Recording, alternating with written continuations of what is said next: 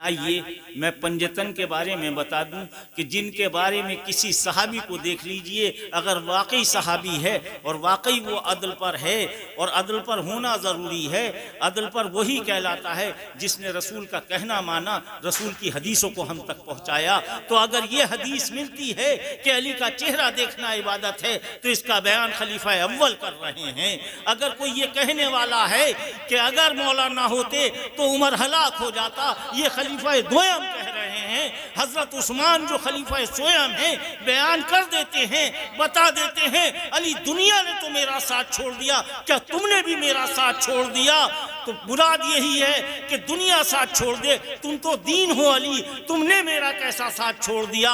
और उस दीन को बचाने के लिए एक दीन ही जा रहा है, और वो दीन है इमाम हसन अलैहिस्सलाम और इमाम हुसैन अलैहिस्सलाम। नारे तकबीर, नारे रिसालत, नारे हैदरी, फैज़ाने अबू तालिब, अज़मते सहाबा, नारे हैदरी, या वारिस।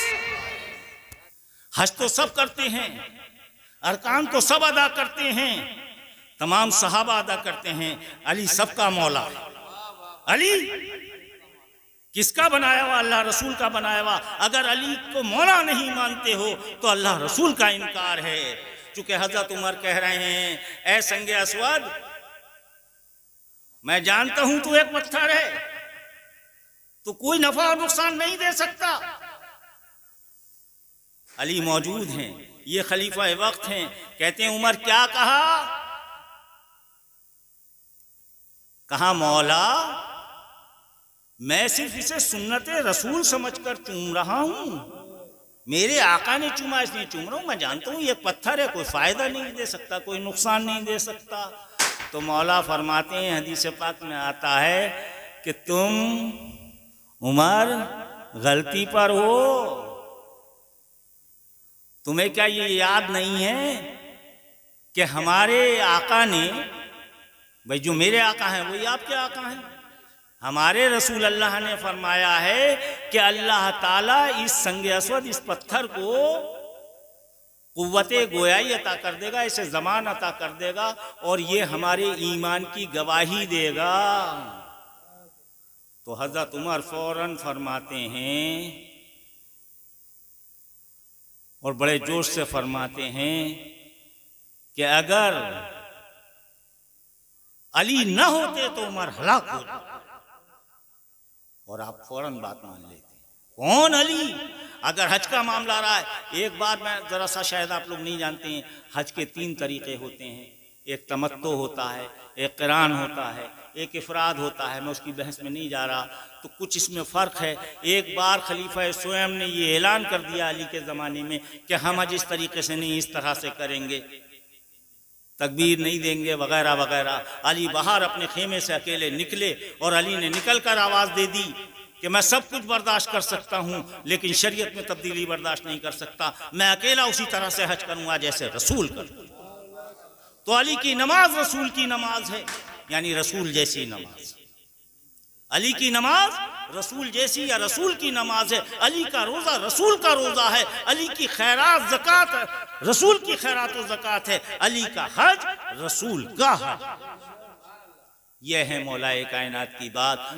अल्लाह ताला हमें सहाबा इकराम के ज़रिए से जो अज़मतें अहले बैत की पहुँची हैं वो हम जहन में रखें और हमेशा अहले बैत से जुड़े रहें। और हमें अहले बैत तक पहुँचाने वाले ये सहाबा इकराम हैं, इन सहाबा इकराम की तालीम है। ये औने पौने जो अभी 4-6 दिन से पैदा होके हा हा करते हैं, वो करते हैं। मैंने बता दिया ख्वाजा साहब का नारा जब फ़ायदा पहुँचाएगा जब हम शरीयत के एतबार से बात करेंगे। आला हजरत हमें बख्शिश नहीं कराएगा, हमें शरीयत बख्शिश कराएगी। आला हजरत किसी की बख्शिश न कल करा सकते थे न आज करा सकते। हाँ, जो शरीयत में होगा उसकी सिफारिश जाहिर है अहले बैत से ही वो कर सकते हैं, बगैर अहले बैत के वहाँ पर किसी की गुंजाइश ही नहीं।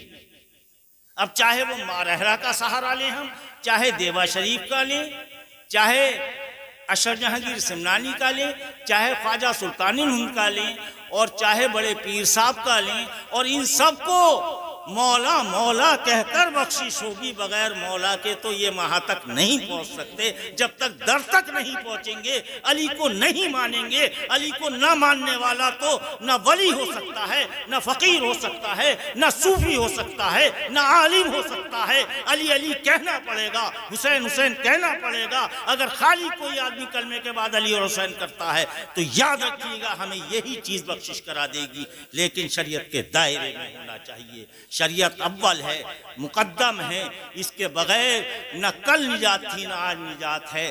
कलमे पर यकीन रखिए, अल्लाह रसूल की ज़ात पर यकीन रखिए, अहले बैत की ज़ात पर यकीन रखिए, और अहले बैत की जो फिदाई हैं सहाबा इकराम, इनकी अजमतों को ख्याल रखिए। और जो अली के सामने लबकुशाई कर दे और गलत तरीके से कर दे, उसका ईमान चला जाता है। रहा तो ये कि कोई तलवार लेकर अगर गस्ब की हालत में आ जाए तो उसके बारे में आज तक तमाम आलिमों ने यही कहा है, ये आलिम यही कहते हैं, और तमाम आलिमों ने इत्तेफाक से यही लिखा है, मुत्तफिक होकर यही लिखा है कि अली की जानिब हमेशा हक था, हक रहा।